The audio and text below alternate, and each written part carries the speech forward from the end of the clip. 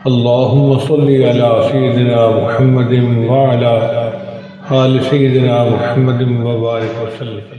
بسم اللہ الرحمن الرحیم الحمد للہ رب العالمین والصلاة والسلام علی سید المرسلین والعاقبۃ للمتقین وعلی آلہ واصحابہ اجمعین، اما بعد۔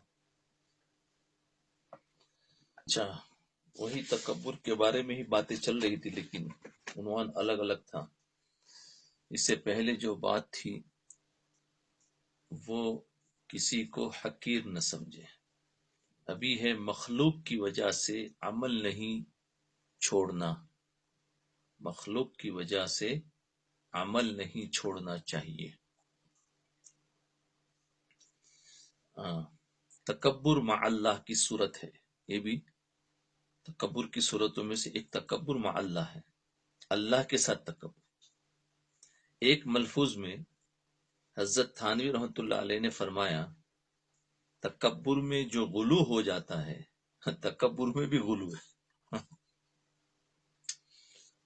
تکبر میں جب غلو ہو جاتا ہے، اس کی جڑ پختہ ہو جاتی ہے، تو اللہ تعالیٰ کے ساتھ بھی تکبر کرنے لگتا ہے، اللہ تعالیٰ کے ساتھ بھی تکبر کرنے لگتا ہے۔ مثلا دعا میں عاجزی اور خشوع کر رہا تھا، رونے کی صورت بنا کر گڑ گڑا رہا تھا، رونے کی صورت بنا کر گڑ گڑا رہا تھا کہ سامنے سے کوئی دوسرا شخص آ گیا تو اب گڑ گڑانا چھوڑ دیا کہ دیکھنے والے کی نظر میں سبکی نہ ہو، یعنی نیچا نہ ہو جائے کہ دیکھا یہ رو رہا ہے، تو وہ دیکھا تو اس نے بند کر دیا۔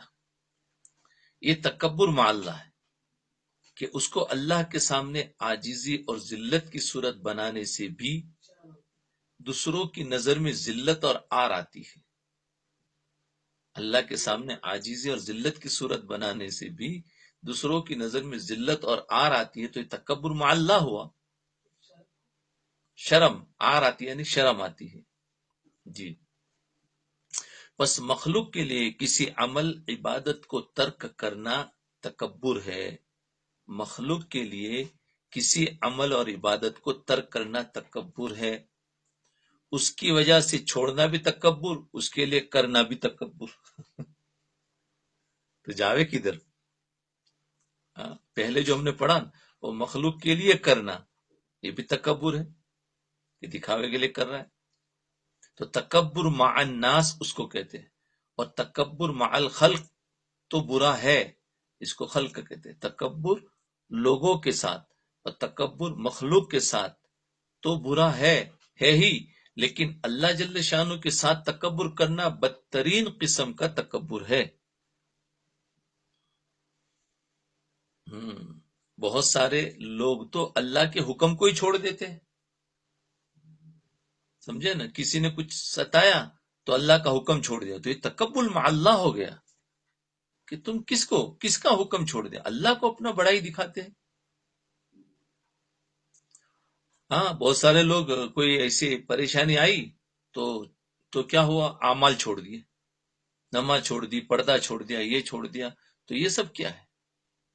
تو یہ تکبر مع اللہ ہو جاتا ہے۔ جی، مثلا ایک شخص دعا میں روتا ہے اور گڑ گڑاتا ہے یا رونے کا منہ بناتا ہے، یہ در حقیقت اللہ تعالیٰ کے سامنے اپنی عاجزی کا اظہار ہوتا ہے، اور یہ عمل پسندیدہ عمل ہے، لیکن کسی اور کے سامنے اپنی دعا میں یہ عمل کرتے ہوئے اگر انسان یہ محسوس کرے کہ میری ذلت ہو رہی ہے، تو اس کا مطلب یہ ہے کہ وہ شخص اللہ تعالیٰ کے سامنے عاجزی کرنے میں اپنی خفت محسوس کر رہا ہے، اپنے آپ کو شرم محسوس کر رہا ہے۔ اللہ کے سامنے عاجزی تو عبادت ہے۔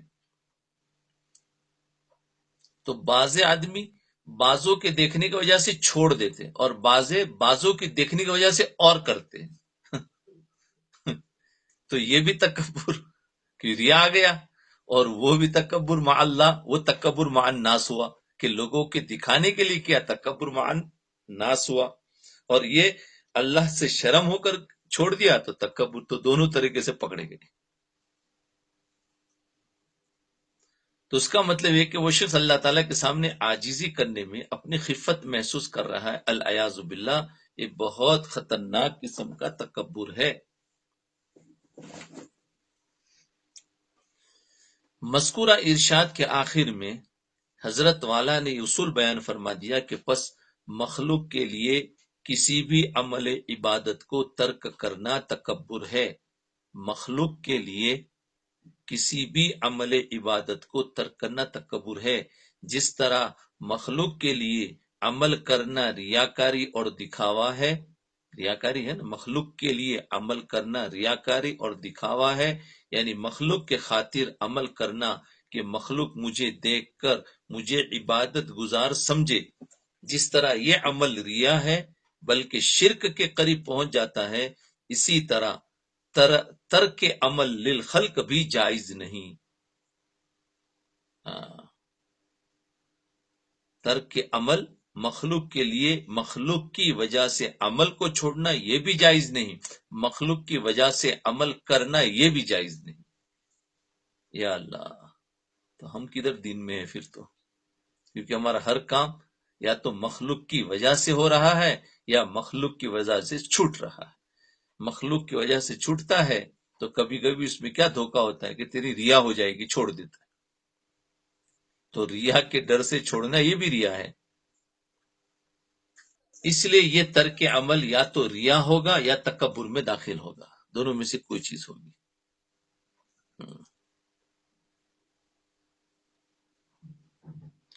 تکبر مع اللہ کی مثال، مثلا نماز کا وقت آ گیا اور آپ اسی وقت ایسی جگہ پر ہے جہاں نماز کا ماحول نہیں۔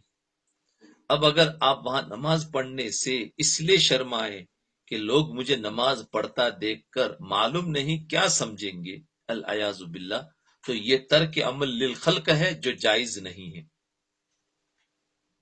آج کل بہت کثرت سے صورت پیش آتی رہتی ہے، مثلا جو لوگ ہوائی جہاز میں سفر کرتے ہیں انہوں نے یہ سمجھ لیا ہے کہ جہاز میں نماز معاف ہے، جہاز میں نماز معاف ہے، اور نماز کو چھوڑنے کی وجہ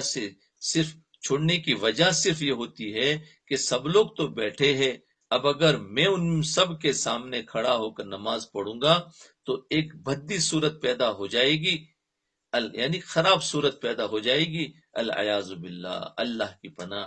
نماز تو اللہ تعالیٰ کے حضوری عاجزی ظاہر کرنے کا ایک طریقہ ہے۔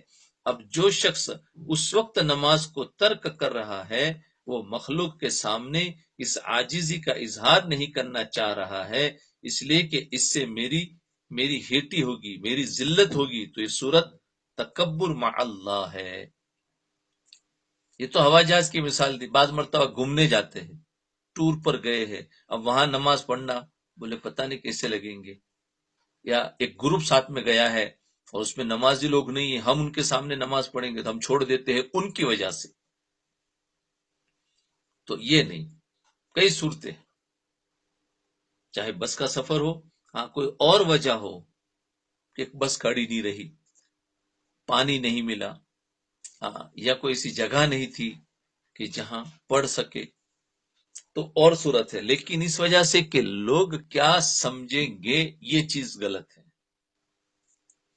غیر مسلم ملکوں میں میرا اکثر جانا ہوتا ہے، حضرت مفتی صاحب کا، وہاں بکثرت یہ بات دیکھنے میں آتی ہے کہ ایسے مقامات پر جہاں غیر مسلموں کی آمد و رفت ہے، آنا جانا ہے غیر مسلموں کا، یا جہاں غیر مسلم کثرت سے موجود ہے، وہاں بعض مسلمان نماز پڑھنے سے کتراتے ہیں، یعنی شرم محسوس کرتے ہیں، اس لیے کتراتے ہیں، اس لیے شرم محسوس کرتے ہیں کہ اگر ہم یہاں نماز پڑھیں گے تو ہم ان کے سامنے تماشا بن جائیں گے، ایک کھلونا بن جائیں گے۔ اب اس ڈر سے نماز چھوڑنا کہ کہیں ایسا نہ ہو کہ یہ غیر مسلم لوگ ہمارا مذاق اڑائے اور ہمیں تماشا سمجھے، اور اس نماز کی حیت کو ذلت کی حیت سمجھ کر ترک کرنا اور دوسرے لوگوں کے سامنے اس حیت میں آنے سے پرہیز کرنا، یہ تکبر مع اللہ ہے۔ واقعتاً بعض جگہ ایسی ہے کہ اگر آدمی وہاں نماز پڑھے تو ایک تماشا بن جاتا ہے اور لوگ آ کر دیکھتے ہیں کہ یہ کیا ہو رہا ہے۔ جی، اندلس کے ایئرپورٹ پر نماز، اب تو چونکہ مسلمان ہر جگہ پہنچ گئے ہیں، مسلمان ہر جگہ پہنچ گئے، اس لیے الحمدللہ نماز اتنی اجنبی نہیں رہی. مجھے تو ایسی جگہوں پر نماز پڑھنے کا اتفاق ہوا جہاں ایک انسان بھی کلمہ پڑھنے والا نہیں تھا. لیکن سب سے زیادہ حسرت مجھے اندلس میں ہوئی. وہ اندلس جہاں مسلمانوں نے 800 سال تک حکومت کی. اندلس مسلمانوں نے 800 ایئرس تک حکومت کی، اور 800 سال تک جس کی فضاؤں میں اذان کی آوازیں گونجتی رہی. جب میں وہاں ایئرپورٹ پر اترا تو نماز کا وقت تھا. نماز پڑھنے کے لیے ایک کونا تلاش کیا تاکہ وہاں نماز ادا کرے. میرے ساتھ ایک دوست بھی تھے. چنانچہ ایک گوشے میں، ایک کونے میں ہم دونوں نے نماز شروع کر دی. وہ گوشہ، وہ کونا ایسا نہیں تھا جو بہت نمایاں ہو، یعنی سب کو دکھائی دیتا ہو، اس لیے کہ آدمی نماز پڑھنے کے لیے ایسا کونا تلاش کرتا جو ذرا آڑ میں ہو. لیکن میں نے دنیا میں لوگوں کے لیے نماز کو اتنی انجانی اور اچنبھی محسوس نہیں کی. تو ہر جگہ پر نماز پڑھتا تھا، لیکن ہر جگہ پر میں نے لوگوں کے لیے نماز اتنی عجیب چیز محسوس نہیں کی جیسی وہاں محسوس کی. کہاں پر؟ جہاں مسلمانوں نے 800 سال حکومتیں کی، وہاں پر ان کو نماز ایسی محسوس ہوئی. تو مسلمان کہاں گئے؟ اللہ ایسی محسوس کی. پہلے تو ہمیں نماز پڑھتا دیکھ کر 2-4 آدمی کھڑے ہو گئے. پھر وہ لوگ دوسروں کو بلا بلا کر لائے کہ دیکھو یہ کیا ہو رہا ہے. پھر تو باقاعدہ ہمیں دیکھنے کے لیے ٹھٹ کے ٹھٹ لگ گئے، یعنی ایک جماعت اور گروپ کے گروپ لگ گئے، گویا کہ آج تک انہوں نے نظارہ دیکھا ہی نہیں تھا. ارے کبھی کبھی جماعتوں میں برقعوں کے ساتھ عورتیں جاتی ہے تو ایسے ایسے دیہاتوں میں لوگ دیکھنے کے لیے آ جاتے ہیں. ارے بولے یہ کون آ گئے، پتہ نہیں کیا کیا الفاظ کہتے ہیں. تو اب جب ہم اس کے ساتھ چلیں گے نا، یہ تو حکم ہے، تو اس کے ساتھ لوگوں کو پتہ چلے گا. ہم ان کی وجہ سے اس کو نہ چھوڑ دیں کہ کیا سمجھیں گے.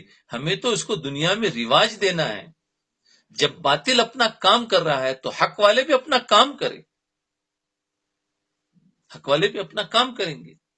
تو فرمایا انہوں نے یہ نظارہ دیکھا. تو یہاں تعجب کی بات اس لیے ہے کہ یہاں پر حکومت مسلمانوں کی تھی، اس ملک میں وہ مسلمان تھے. کیا ہوا؟ بدل گئے. مجھے حسرت اس بات کی ہوئی کہ مجھے امریکہ میں اور یورپ کے بہت سے ملکوں میں جو کفر کے بڑے بڑے مراکز ہیں ان میں نماز پڑھنے کا اتفاق ہوا، لیکن کہیں بھی نماز اتنی اجنبی محسوس نہیں کی گئی جتنی اندلس کے ایئرپورٹ پر محسوس کی گئی. اب اگر آدمی اس وجہ سے نماز چھوڑ دے کہ اگر میں یہاں نماز پڑھوں گا تو یہ لوگ تماشا بنائیں گے، برا سمجھیں گے، یا نماز پڑھنے سے میری خفت ہوگی، یعنی شرم ہوگی، تو یہ خطرناک خیال ہے اور یہ تکبر مع اللہ ہے. اس لیے ہر جگہ پر، چاہے ہم کہیں بھی ہو، ایئرپورٹ پر ہو، ریلوے اسٹیشن پر ہو، بس اڈے پر ہو، اذان دے کر نماز پڑھے. اس میں وہ نہ سمجھے کہ میرا کیا ہوگا. بعض جگہ نماز کو مؤخر کرنا اس لیے ضروری ہوتا ہے کہ نماز پڑھنے سے کہیں اسلام کی غلط نمائندگی نہ ہو جائے. بعض جگہ پر نماز نہیں پڑھ رہے ہیں یا اس کو لیٹ کر رہے ہیں تو اس میں بھی دیکھو لوگوں کی وجہ سے نہیں، بلکہ کہیں اسلام کو لوگ غلط نہ سمجھے اس کی وجہ سے. مثلا دیکھو اس کی بھی مثال آ رہی. مثلا ایک شخص ریل گاڑی میں سفر کر رہا ہے یا جہاز میں سفر کر رہا ہے اور نماز پڑھنے کی اتنی جگہ ضروری ہے جس میں آدمی سجدہ کر سکے، لیکن نماز پڑھنے کے لیے اتنی جگہ حاصل کرنے کے لیے دوسروں کو تکلیف پہنچانی پڑے گی یا کسی کو اس کی جگہ سے اٹھانا پڑے گا. تو اگر اس تکلیف سے دوسروں کو بچانے کے لیے آدمی نماز مؤخر کر دے تو یہ مؤخر کرنا، لیٹ کرنا درست ہے. اس لیے کہ دوسروں کو تکلیف دے کر نماز پڑھنے سے غیر مسلموں کے سامنے اسلام کی غلط نمائندگی ہوگی، کیونکہ اسلام تو آیا ہے کسی کو تکلیف نہ پہنچائے، اور یہاں تکلیف پہنچاؤں گی. اب کسی کے راستے میں نماز پڑھ لیا، اب اس کو گزرنا ہے تو وہ کہے گا یار ایسا ان کا مذہب ہے کہ جو ہمیں تکلیف پہنچا رہا ہے. تو فرمایا غیر مسلموں کے سامنے اسلام کی غلط نمائندگی ہوگی اور لوگ یہ سمجھیں گے کہ اسلام ایسا مذہب ہے جو لوگوں کو تکلیف دیتا ہے، لہذا اس وجہ سے نماز کا مؤخر کرنا صحیح ہے، اس میں کوئی حرج نہیں۔ یاد رکھو یہ وجوہات ہو، وہ نہیں کہ لوگ کیا کہیں گے۔ تو نماز چھوڑنا نہیں ہے، نماز کو لیٹ کرو، اس وقت پر نہیں ہو سکا تو پھر بعد میں کر لو، کیونکہ ابھی ہے ہی نہیں۔ تو بہرحال ایک انتہا تو یہ ہے کہ لوگ جہازوں میں نماز پڑھنے سے اس لیے گھبراتے ہیں کہیں دوسروں کے سامنے تماشا نہ بن جائے، اور نماز پڑھنے سے کہیں ہماری ذلت نہ ہو، الیاذ باللہ، اللہ ہماری حفاظت فرمائے۔ یہ تو تکبر مع اللہ ہے۔ دوسری انتہا وہ ہے جو اس واقعے سے سامنے آتی۔ واقعہ یہ ہے کہ میں ایک مرتبہ جہاز میں سفر کر رہا تھا، جہاز بھی چھوٹا تھا اور سفر بھی صرف 1 گھنٹے کا تھا۔ نماز کا وقت آ گیا تھا، لیکن منزل پر پہنچ کر جہاز سے اتر کر آرام سے نماز پڑھ سکتے تھے، مگر میرے کچھ دوست جو میرے ساتھ تھے ان کا اصرار یہ تھا کہ نماز جہاز ہی میں پڑھنی ہے، یہاں وضو کرنا ہے، اذان دینی ہے، پھر جماعت سے نماز پڑھنی ہے۔ چنانچہ جب وضو کرنے کا ارادہ کیا تو جہاز کے عملے نے منع بھی کیا کہ یہاں وضو کرنا مشکل ہوگا، لیکن وہ لوگ نہیں مانے اور اصرار کیا کہ ہم تو وضو کریں گے۔ چنانچہ 2 آدمیوں نے غسل خانے میں جا کر اس شان سے وضو کیا کہ غسل خانے کا سارا فرش گیلا ہو گیا۔ اب دیکھو لوگوں کو تکلیف، اور اس میں پانی بھر گیا۔ حالانکہ آدمی جب وضو کرے تو اس طرح وضو کرنا چاہیے کہ بعد میں آنے والے کو غسل خانے میں کے استعمال سے تکلیف نہ ہو، واش روم کے استعمال سے تکلیف نہ ہو، لیکن ان حضرات نے اس کی کوئی پرواہ نہیں کی۔ اس کے بعد اذان دی اور پھر کہا کہ ہم تو جماعت سے نماز پڑھیں گے۔ اب کوئی آ رہا ہے، کوئی جا رہا ہے، ان سب کے درمیان انہوں نے سب بنا کر نماز شروع کر دی۔ چونکہ بہرحال جہاز کے عملے کے لوگ مسلمان تھے، انہوں نے ان کی رعایت تو کی، لیکن ہر ایک دوسرے سے کہہ رہا تھا کہ دیکھو انہوں نے کیا حرکت کی۔ اب دیکھو یہاں اسلام بدنام کر رہے ہیں اور یہ سمجھ رہے ہیں کہ ہم اسلام زندہ کر رہے ہیں۔ اللہ ان کو فہم دے، ہے بازے جو یہ سمجھتے کہ ہم اسلام زندہ کر رہے ہیں، حالانکہ وہ اسلام کو بدنام کر رہے ہوتے ہیں۔ دیکھو کیا کہنے، حالانکہ ایک شیخ اور ایک بڑا عالم ان کے سامنے موجود ہے، ان کی بات کو سن کر عمل کرنا چاہیے، لیکن بعض ایسے ہوتے ہیں نا جو جذباتی ہوتے ہیں، بس اپنے دماغ میں جو آیا ویسا ہی کرنا۔ تو فرمایا کوئی جا رہا ہے، بہرحال تو انہوں نے کہ کیا حرکت کی ہے۔ اب اگر 1 گھنٹے کے بعد آرام سے منزل مقصود پر پہنچ کر وضو کر کے نماز پڑھ لیتے تو اس میں کیا حرج ہو جاتا، لیکن اس عمل کے نتیجے میں ایک ہنگامہ پیدا کر دیا۔ اس کے نتیجے میں غسل خانہ الگ خراب کیا، واش روم الگ خراب ہوا۔ اب جو شخص بھی واش روم میں جا رہا ہے وہ ان کو برا کہہ رہا ہے کہ ان لوگوں نے یہ حرکت کی ہے، اور لوگوں کا راستہ الگ بند کیا۔ میں نے ان کو سمجھایا کہ ابھی نماز کو رہنے دو اور میں بھی جہاز سے اتر کر نماز پڑھوں گا، لیکن ان لوگوں نے بالکل نہیں سنی۔ یہ دوسری انتہا ہے۔ ہاں عالم کی نہیں سنی، اور یہ جماعت والے ہوں گے اور کوئی نہیں، انہوں نے بتایا نہیں ہے۔ یہ یہی لوگ ہوتے ہیں کہ سمجھانے سے بھی نہیں سمجھتے ہیں۔ حالانکہ نماز قضا نہیں ہو رہی تھی، اتر کر پڑھ سکتے، اور ہمیں جو ہدایت دی جاتی ہے بھائی کسی کو تکلیف نہ پہنچو اور نماز بھی قضا نہ ہو، تو ظاہر بات ہے اتر کر وقت رہتا تھا۔ اور ایک شیخ اور ایک عالم بیٹھا ہوا ہے، جب وہ اتر کر پڑھے گا، انہوں نے نہیں پڑھی، جب وہ اتر کر پڑھ رہے تو ہم بھی ان کے ساتھ پڑھ لیں گے، لیکن نہیں، بس کسی کی ماننی نہیں، تو بہت ہی انتہا کر دیتے ہیں، تو جس سے اسلام بدنام ہوتا ہے۔ اس لیے ہمیں کام کرنا ہے، لیکن کام کو صحیح انداز سے پیش کرنا ہے، جذبات سے نہیں۔ اب اس میں دیکھو وضو بھی، وہ واش روم بھی خراب کیا، حالانکہ وضو میں استعمال ہدایت دیتے ایسا، بلکہ یوں کہتے ہیں ریل کے اندر اگر پانی تھوڑا ہے تو پھر اس پانی کو تم استعمال کر کے ڈبہ کو دوسروں کو تکلیف پہنچے گی، تم انتظار کرو کہ آگے کہیں پانی ملے، اسٹیشن بڑا ہو وہاں اتر کر وضو کرو، یا کوئی بھر لو۔ تو یہ ساری چیزیں ہدایت، لیکن وہ ایک جذبات میں ہوتے ہیں۔ تو اس دوسری انتہا میں ہم جیسے لوگ مبتلا ہو جاتے ہیں. اور ایک مرتبہ یہاں ہوا تھا کہ ایک جماعت یہاں سے موزمبیق سے چل رہی تھی، جا رہی تھی پاکستان کی طرف. کینیا ایئر لائن تھی. انہوں نے کینیا ایئر لائن والے اسٹاف نے منع کیا کہ آپ نماز نہ پڑھو، اپنی منزل پر اتر کر، لیکن انہوں نے زبردستی کیا. اس سے ان کو بہت تکلیف ہوئی. جہاز کینیا میں اترا، ان سب کو اریسٹ کر دیا. بولے تم کو جانے نہیں دیں گے، کیس کر دیا. ہاں، اب دیکھو یہ اسلام سکھاتا ہے کہ تم دوسروں کو تکلیف پہنچ. ہاں، وہ تو میرے سامنے کا قصہ ہے. پھر یہاں کے لوگوں نے وہ سمجھا بجھا کر ان کا جرمانہ بھرنا پڑا. پتہ نہیں کہ ایک ساتھی کو $100 اس کے زیادہ، اور اس کے بعد پھر ان کو دوسری ٹکٹ لینی پڑی اور پھر گئے. تو یہ ایسے جذبات میں نہیں آیا کرتا. حالانکہ جب یعنی ہوائی جہاز کا جو اسٹاف ہے وہ منع کر رہا ہے تو اس کا مطلب ہے کہ ان کو تو سب کو سنبھالنا ہے نا. تو بھی کہا نہیں ہم تو پڑھیں گے. تو یہ کیا بات ہے؟ تو ہمیں ان باتوں کا خیال نہیں ہوتا. جہاز کا عملہ ہمیشہ لوگوں کو جہاز میں وضو کرنے سے منع کرتا ہے. اگر کسی شخص کے بارے میں یہ معلوم ہو جائے کہ شخص واش روم میں جا کر وضو کرے گا تو اس کو روک دیتے ہیں، اس لیے کہ ان کو معلوم ہے کہ جب یہ شخص وضو کرے گا تو سارا واش روم خراب کر کے آئے گا. میں جہازوں میں اکثر سفر کرتا رہتا ہوں اور جہاز کے واش روم میں ہمیشہ وضو کرتا ہوں. مجھے آج تک کسی نے وضو کرنے سے منع نہیں کیا.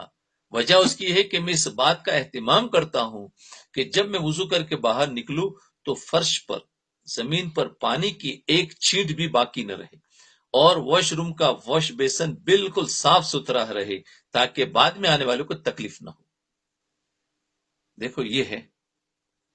لہذا اگر ہم صفائی کا ذرا اہتمام کریں تو کوئی مشکل کام نہیں. اس واش روم میں تولیے موجود ہوتے ہیں، ٹیشو پیپر، ٹوائلٹ پیپر ہوتے ہیں. آدمی فرش اور واش بیسن کو ان سے صاف کر لے. لیکن ہم تو یہ سوچتے ہیں کہ بس ہم تو اللہ فی اللہ وضو کر کے آ گئے. اب بعد میں آنے والے پر کیا گزرے گی اس سے ہمیں کوئی بحث نہیں، ہم اپنا کام کر کے نکل جائیں گے. ہاں، ہر ایک کو دیکھنا پڑتا ہے. تو یاد رکھے، جس جگہ پر رہو، جس جگہ پر چلو بیٹھو کرو تو ہر ایک کو دیکھو. دوہرا گناہ. حالانکہ اس گندگی کے نتیجے میں دوسروں کو تکلیف دینے کا گناہ الگ ہوگا. دیکھو، تو تم نے ایک عبادت کی لیکن دوسروں کو تکلیف پہنچائی، تو اب عبادت میں نور کیسے آئے گا؟ ہمارا اسلام سکھاتا ہے ہم عبادت کرے کسی کو تکلیف نہ پہنچے. اگر تکلیف پہنچتی ہو تو اگر ایسی عبادت ہو تو اس کو بعد میں کرے. فرائض میں سے ہے تو فرائض کو بھی مؤخر کرنے کا حکم دیا ہے، اور اگر نوافل ہے تو چھوڑنے کا حکم ہے. کہ دوسروں کو تکلیف پہنچ رہی ہے وہ فرض ہے تکلیف سے بچانا. تو فرمایا دوسروں کو تکلیف دینے کا گناہ الگ ہوگا، اور لوگوں کو اسلام سے اور دین کے شاعر سے متنفر کرنے کا گناہ الگ ہوگا. لوگ اسلام سے دور بھاگیں گے، اس کا گناہ الگ، تکلیف کا گناہ الگ. تو حدیث شریف میں تو حضور صلی اللہ علیہ وسلم میں فرما رہے ہیں یسرو ولا تعسرو بشرو ولا تنفرو. لوگوں کے لیے دین کو آسان کرو، مشکل مت بناؤ. لوگوں کو خوشخبری سناؤ، ان کے اندر نفرت مت پیدا کرو. جی، اس کا جواب بعد میں دیں گے. آج ہم نے ان چیزوں کو دین سے خارج ہی کر دیا ہے. آج ہماری مسجدوں کے غسل خانوں، بیت الخلاء کو جا کر دیکھو تو ان کا یہ حال ہوتا ہے کہ اندر داخل ہونا مشکل ہے. اور داخل ہونا اس لیے مشکل ہوتا ہے کہ یہاں تو متقی اور پارسا لوگ رہتے ہیں. یہاں رہنے والے علماء کرام ہیں، صوفیاء اعظام ہیں، ان کو صفائی ستھرا سے کوئی تعلق نہیں، اس لیے ان کا غسل خانہ گندا ہے اور اس میں داخل ہونا مشکل ہے. ان علماء کو یہ خیال ہی نہیں ہے کہ یہ بھی کوئی گناہ کا کام ہے یا کوئی ناجائز کام ہے. صفائی رکھنی چاہیے. میرے والد ماجد رحمت اللہ علیہ کا واقعہ یاد آیا. وہ یہ کہ ایک مرتبہ ہم نے غسل خانے کو استعمال کیا اور اس کو صاف کیے بغیر، پانی بہائے بغیر باہر آ گئے. جب والد صاحب کو پتا چلا تو آپ نے ہمیں بلایا اور پوچھا کہ تم کیا سمجھتے ہو کہ تم نے معمولی حرکت کی؟ تمہاری حرکت گناہ کبیرہ ہے، تمہاری حرکت گناہ کبیرہ ہے، اس لیے کہ دوسروں کو تکلیف پہنچانا گناہ کبیرہ ہے، اور تم یہ سمجھ کر آ گئے کہ ہم نے کوئی برا کام نہیں کیا۔ یہ تربیت تھی۔ ہاں، آج ایسی ہم بہت تکلیف پہنچا دیتے ہیں، پھر کیا کہتے ہیں ہم سے تو کوئی گناہ ہوتا ہی نہیں، کیا ایسے گناہ نہیں ہوتے ہیں؟ اس لیے گھروں کے اندر بھی کوئی چیز جہاں رکھی جا رہی ہے اگر اس کو استعمال کیا ہے تو وہاں پر رکھی جائے، اور اگر نہ رکھی گئی تو دوسروں کو پتا ہے کہ یہاں رکھی ہوئی ہوتی ہے، اس کو نہ ملی، اب اس کو ڈھونڈنے میں جو تکلیف ہوں گی یہ ایذائے مسلم ہوئی، یہ ایذائے مسلم ہوا، اور یہ بھی گناہ ہے، گناہ کبیرہ ہے، یاد رکھے۔ کیونکہ بعض چیزوں کو تو کوئی فکس نہیں، لیکن بعض چیزیں اپنی جگہ پر رہتی ہے۔ اب اگر اس کی جگہ بدل دی ہے تو اعلان کر دو کہ بھائی دیکھو یہ جگہ یہاں رہتی تھی، اب ہم نے صفائی کی ہے، اب اس کی جگہ پر یہاں پر یہ رکھ دیا ہے اور یہ چیز یہاں پر آ گئی ہے، تو ٹھیک ہے۔ تو دیکھو یہ اعلان کرنا بھی عبادت ہے کہ آپ نے کیوں کیا، تاکہ دوسروں کو تکلیف نہ پہنچے۔ تو جو چیز جہاں سے لی جائے اگر کہیں ویسے ہی چھوڑ دیا کہیں تو دوسروں کو تکلیف ہوتی ہے۔ تو یہ بھی عام طور پر گھروں میں ہوتا ہے، کبھی خاص کر کے مرد حضرات کوئی چیز لے لیتے اور کہیں بھی رکھ دیتے، تو اس کا دھیان رکھے، یہ بھی ایذا ہے، تکلیف ہے۔ اسلام نے ایسی چیز بھی سکھائی ہے۔ اللہ اکبر۔ دیکھیے یہ جو کافر اور غیر مسلم ہیں،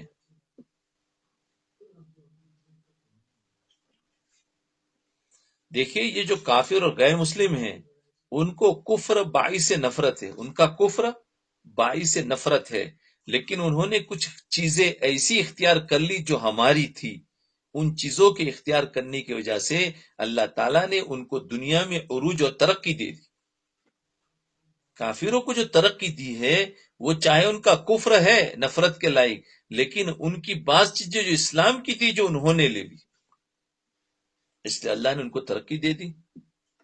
میرے والد ماجد رحمت اللہ علیہ بڑے کام کی بات فرمایا کرتے تھے کہ باطل میں یہ طاقت نہیں کہ وہ ابھر سکے، یاد رکھو، باطل میں یہ طاقت نہیں کہ وہ اوپر آ سکے، ان الباطل کان زہوقا، باطل تو ڈوبنے کے لیے ہے اور ذلیل ہونے کے لیے ہے، اس میں ابھرنے کی طاقت نہیں ہے، یاد رکھنا۔ لہذا اگر تم کبھی یہ دیکھو کہ باطل ابھر رہا ہے، عزت حاصل کر رہا ہے، تو سمجھ لو کہ کوئی نہ کوئی حق چیز اس کے ساتھ لگ گئی ہے، اس کے ساتھ لگ گئی ہے، کوئی حق چیز لگ گئی ہے جس نے اس باطل کو ابھار دیا ہے۔ حق کے سہارے کے بغیر باطل کبھی نہیں اوپر آ سکتا۔ کتنی پتے کی بات کہی۔ تو اسلام تو پورا کا پورا حق ہے، تو پھر مسلمان کتنا اونچا آ جائے گا؟ اس کا مطلب مسلمان جب نیچے گرتا ہے تو معلوم ہوا کہ کوئی باطل ہے اس کے ساتھ لگ گیا۔ اب یہ ڈھونڈنا اسی کا تو نام اصلاح ہے کہ کیا باطل لگا۔ ان کو تو کوئی حق، کبھی کوئی اخلاق اچھے لے لیتے ہیں، اگر دیکھو آج ان کے اندر ذرا سا کسی کو ایک دھکا بھی لگ جاتا ہے تو کہتے سوری، فوراً آپ ہوائی جہاز پر دیکھو، چلتے چلتے کچھ بھی ہو گیا تو سوری کرتے ہیں، اور ہم تو اگر چلتے چلتے لگے تو بولے کیا ہوا، دکھتا نہیں ہے، اور آنکھیں نکالیں گے اور پتہ نہیں وہی جنگ شروع ہو جاتی۔ یہاں تو کم ہوتا ہے، ہندوستان میں بہت دیکھا ہے۔ بس ویسی ایک تھوڑا سا ٹکر پڑ تو بڑے جھگڑا ہو گیا، آنکھوں سے دیکھی باتیں سب۔ لہذا جتنی ترقی یافتہ قومیں جو آج دنیا میں ترقی کرتی نظر آ رہی ہے، چاہے وہ امریکہ ہو یا یورپ ہو یا کوئی اور ہو، یہ ترقی ان کے کفر کی وجہ سے اور باطل کی وجہ سے نہیں ہو رہی ہے، بلکہ انہوں نے کچھ اچھے کام اختیار کر لیے، مثلا محنت، امانت، دیانت، حسن معاشرت وغیرہ، جو اصل میں اسلام کی تعلیمات تھی ان کو اختیار کر لیا، تو اللہ تعالیٰ نے ان کو ترقی دے دی اور فرمایا کہ ٹھیک ہے تم نے اچھا کام کیا اس کا صلہ ہم تمہیں دنیا میں دے دیتے ہیں، آخرت میں تمہارا کوئی حصہ نہیں ہے۔ تو دیکھا اللہ، تو اس لیے دیکھو بہت سارے اسلامی اخلاق لوگوں نے لے لیے، جس حکومت نے لیے ہیں وہ حکومت ترقی کر رہی۔ وما له فی الآخرۃ من نصیب، ہاں ان کو آخرت میں کچھ نہیں ملے، دنیا میں انہوں نے اچھے اخلاق لیے ہیں تو اس پر دنیا میں ان کو ترقی دے دی۔ اب ایک قصہ سنو نصیحت والا۔ حضرت فرماتے میں ایک مرتبہ برطانیہ میں ریل کا سفر کر رہا تھا اور برمنگم سے ایڈ ممرا جا رہا تھا۔ ایڈ ممرا پتہ نہیں وہاں کے شہروں کے نام ہوں گے، 5-6 گھنٹے کا سفر تھا برمنگم سے ایڈ ممرا، ہاں تو 5-6 گھنٹے کا سفر تھا۔ راستے میں مجھے غسل خانہ یعنی وضو خانہ یا واش روم استعمال کرنے کی ضرورت پیش آئی۔ جب وہاں گیا تو میں نے دیکھا کہ واش روم میں مشغول ہے، یعنی کوئی اندر گیا ہوا کہ تختی لگی ہوئی ہے۔ میں واپس اپنی جگہ پر آ کر بیٹھ گیا۔ تھوڑی دیر کے بعد میں پھر گیا تو دیکھا کہ پھر بھی وہاں پر تختی لگی ہوئی ہے، یعنی وہ لگا ہوتا ہے ریڈ اور گرین کا ہوتا ہے، اندر کوئی گیا ہوتا ہے تو مشغول ہے۔ تو فرمایا پھر بھی مشغول کی تختی لگی ہوئی ہے، میں پھر اپنی جگہ پر آ کر بیٹھ گیا۔ تھوڑی دیر کے بعد جب گیا تو میں نے دیکھا کہ اب خالی کی تختی لگی ہوئی، لیکن ایک خاتون باہر انتظار میں کھڑی، ایک عورت باہر انتظار میں کھڑی۔ میں سمجھا کہ شاید ان خاتون کو پتا نہیں ہے کہ یہ واش روم خالی ہے، اس لیے میں نے ان خاتون سے کہا کہ غسل خانہ یعنی واش روم خالی ہے، آپ جانا چاہے تو چلی جائے۔ تو اس خاتون نے کہا کہ ہاں یہ خالی ہے مگر میں انتظار کر رہی ہوں۔ میں نے پوچھا کہ اب کس کا انتظار ہے؟ خاتون نے کہا کہ میں ابھی اندر سے فارغ ہو کر باہر نکلی ہوں، لیکن جس وقت میں فارغ ہوئی عین اس وقت گاڑی اسٹیشن پر رک گئی۔ میں فارغ ہوئی تو اس وقت میں یہ گاڑی اسٹیشن پر رک گئی، اور قانونی ہے کہ جس وقت اسٹیشن پر گاڑی رکی ہوئی ہو اس وقت فلش کرنا منع ہے، اس لیے میں اس وقت فلش نہیں کر سکی۔ اب میں گاڑی کے روانہ ہونے کا انتظار کر رہی ہوں تاکہ جب اسٹیشن سے روانہ ہو جائے تو اس کے بعد فلش کروں اور پھر اپنی سیٹ پر جا کر بیٹھوں، اس لیے انتظار میں کھڑی ہوں۔ اللہ اکبر، کیا اخلاق ہے! خالی تو ہے لیکن وہ باہر ہی کھڑی ہے کہ جب ریل چلے کسی کو تکلیف نہ پہنچے، فلش کر کے پھر میں جاؤ، پھر دوسرا اندر جائے کوئی۔ دیکھو یہ چھوٹی چھوٹی چیزیں دکھنے میں ہیں لیکن واقعات ہیں بہت بڑی بڑی، ایسی چیزوں کا ہمیں دھیان رکھنا ہے۔ جب میں نے اس خاتون کی بات سنی تو مجھے بڑی عبرت ہوئی کہ دیکھو یہ وہ تعلیم ہے جو ہمارے حضرت والد صاحب نے فرمائی تھی کہ بغیر فلش کے کیے بیت الخلاء سے واپس آ جانا گناہ کبیرہ ہے، کیونکہ اس کے ذریعے دوسروں کو تکلیف پہنچتی ہے۔ اس خاتون نے ایک تو اس بات کا اہتمام کیا کہ اسٹیشن پر فلش نہ ہونے دیا۔ ہمارے یہاں کوئی شخص اس کا اہتمام کرے گا؟ حالانکہ ہر واش روم پر یہ عبارت لکھی ہوتی ہے کہ جب تک گاڑی پلیٹ فارم پر کھڑی ہو اس وقت تک اس کو استعمال نہ کیا جائے، لیکن کوئی دھیان نہیں کرتا۔ یہ اس لیے لکھتے ہیں کہ پلیٹ فارم پر ہر وقت لوگ آتے جاتے رہتے۔ دیکھو ان کے اندر اطاعت کتنی تھی، جو لکھا ہوا ہے وہ قانون ہے، فرمایا اس کا ہمیں اس پر فالو کرنا۔ تو یہ بہت اچھی چیز ہے کہ اطاعت، اس کو کہیں گے اطاعت، تو غیر لوگ وہ باقاعدہ ہر جگہ پر اپنا لکھ دیتے ہیں، یہاں پر یہ کرنا ہے، یہاں پر کچرا ڈالنا ہے، یہاں پر گاڑی ایسی چلانی ہے، یہاں پر، تو وہ اسی کو فالو کرتے کرتے چلتے، اس کو اطاعت کہتے ہیں۔ یہ اطاعت اسلام میں تھی، انہوں نے جب کر دی تو وہ ترقی کر گئے۔ اور ہم تو کہتے ہیں یار یہاں پر رکنا ہے، چلتا ہے کوئی دیکھتا نہیں ہے، چلو۔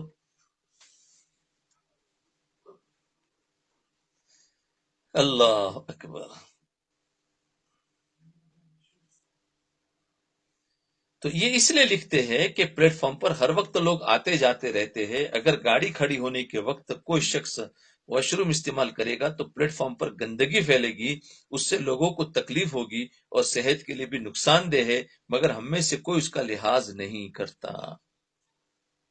اور پھر اس کا لحاظ نہ کرنے کو کبھی کوئی شخص یہ بھی نہیں سمجھتا کہ میں نے کوئی گناہ کیا، اس گناہ کو گناہ بھی نہیں سمجھتا، حالانکہ اس ایک عمل میں کئی گناہ شامل ہو گئے، اس ایک عمل میں کئی گناہ شامل ہو گئے۔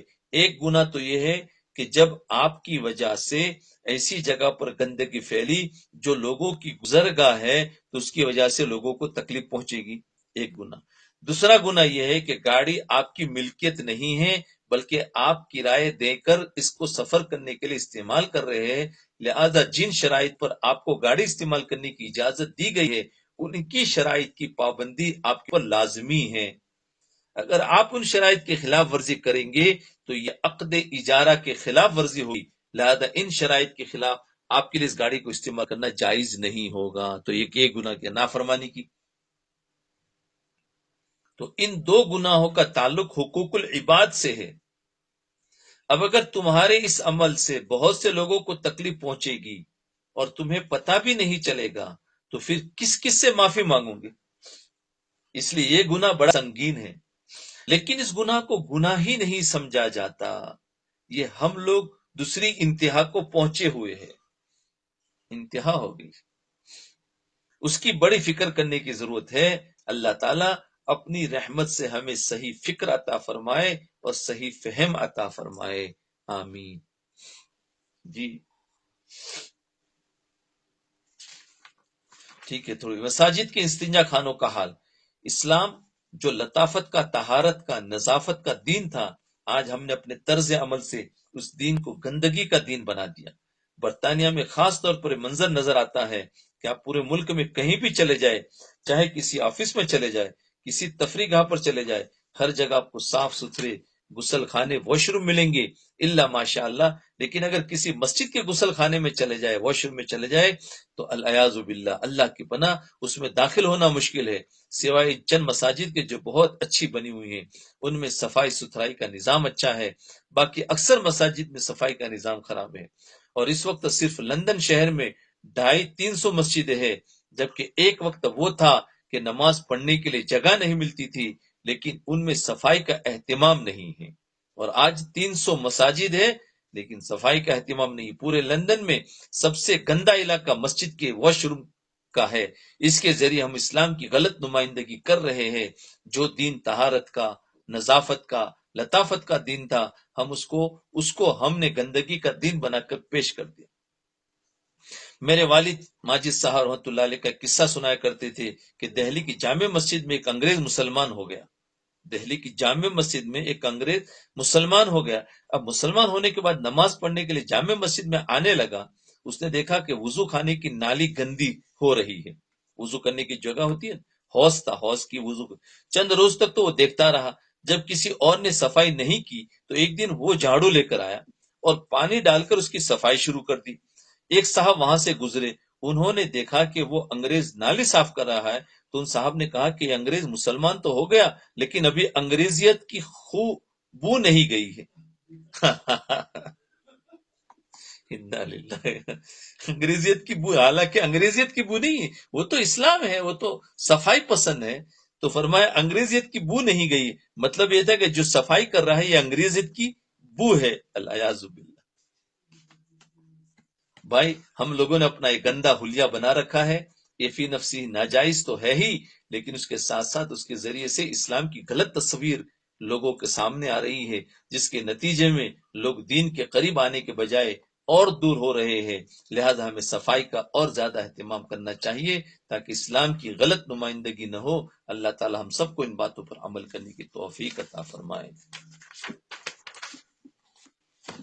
ٹھیک ہے،